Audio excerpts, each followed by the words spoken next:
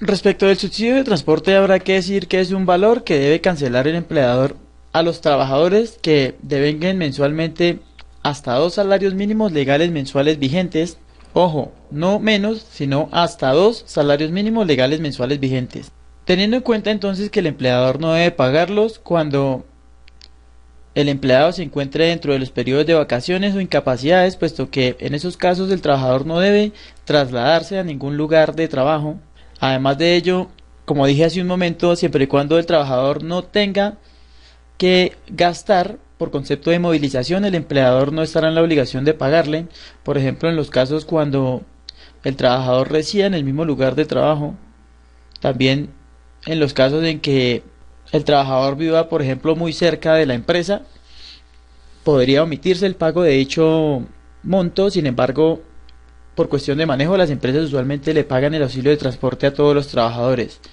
Cuando por alguna manera el trabajador trabaja desde la casa, por ejemplo, y no tiene que estar trasladándose constantemente a la oficina, tampoco se le deberá pagar el auxilio de transporte, anotando además que a pesar de que un determinado trabajador trabaje media jornada o menos, de igual manera se le deberá pagar el monto correspondiente al auxilio de transporte. Es decir, que a pesar de que yo trabaje 3 o 4 horas, de igual manera tendré que gastarme en pasaje el mismo monto por el desplazamiento.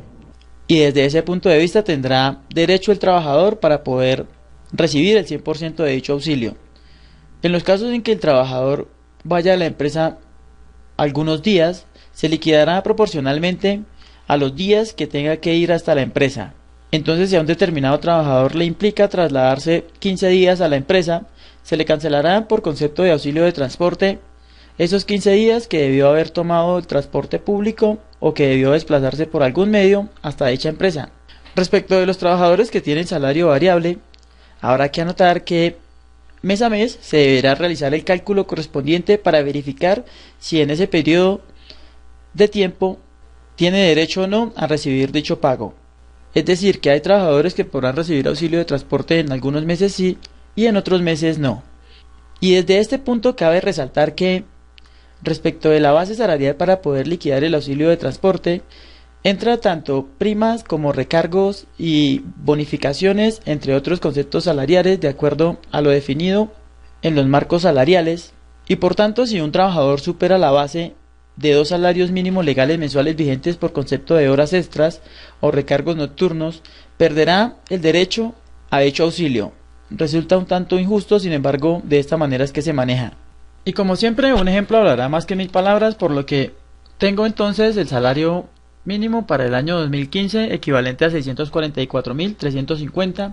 Si lo multiplicamos por 2 tendremos un total de 1.288.700. Es decir, que los trabajadores que devenguen hasta este monto, no menos, sino hasta este monto, podrán recibir el subsidio de transporte. Si devengan 1.288.701, podrán automáticamente perder dicho beneficio.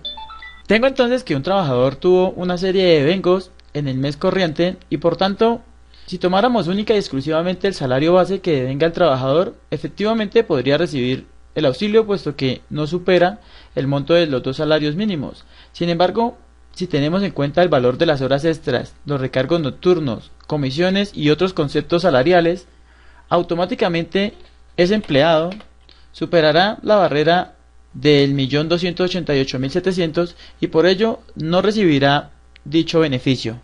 Cuando hablamos entonces de los salarios variables, habrá que tener en cuenta mes a mes un cálculo muy similar a este, es decir, al final del mes se deberá verificar si efectivamente el trabajador superó o no la barrera del 1.288.700